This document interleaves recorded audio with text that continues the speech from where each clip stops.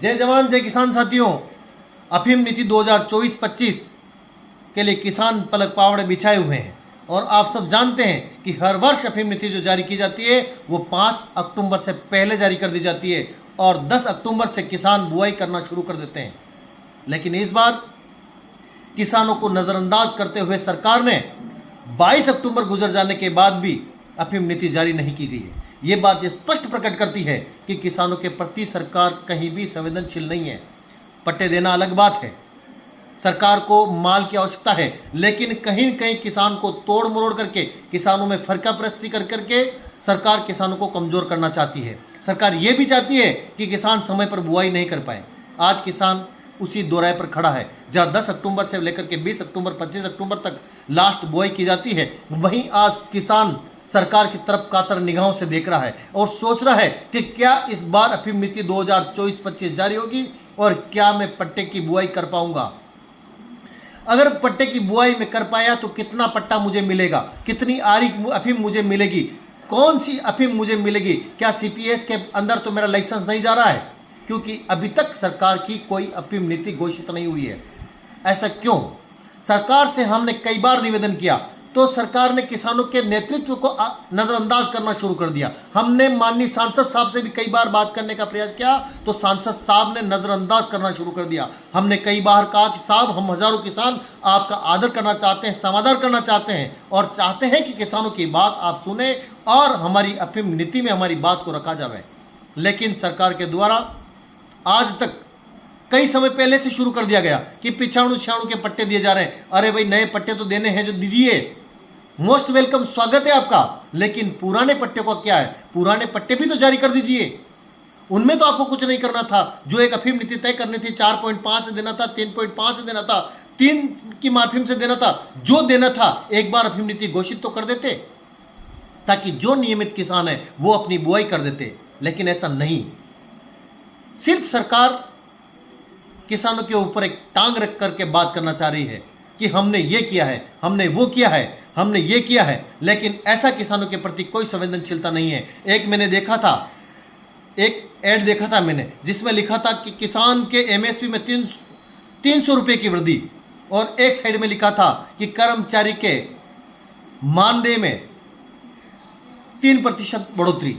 अब मुझे बता दीजिए साहब, जिनको 1 लाख 2 लाख रुपए की सैलरी मिलती है, उनके 3% का मतलब होता है 3000 रुपये सीधे ही खाते में देना और किसान के लिए मात्र 300 रुपये प्रति क्विंटल से देना।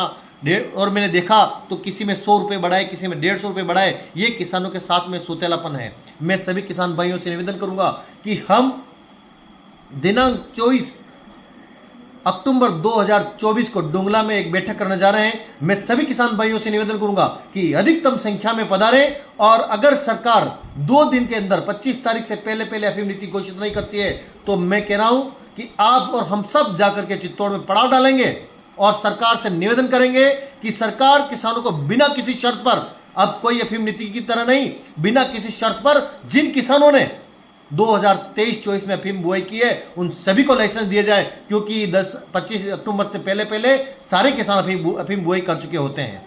लेकिन सरकार ने इस बार नजरअंदाज किया है। तो मैं ये निवेदन करना चाहूंगा कि जितने भी किसान हैं, चाहे उनकी मार्फिंग कुछ भी रही हो, सभी कल अधिकतम संख्या में डुंगला पधारें ताकि हम सभी मिलकर के सरकार के द्वारा किसानों को जो नजरअंदाज किया जा रहा है उसका किसान सरकार को पता लगना चाहिए कि किसान अब वो झुकने वाला किसान नहीं है, अब रुकने वाला किसान नहीं है।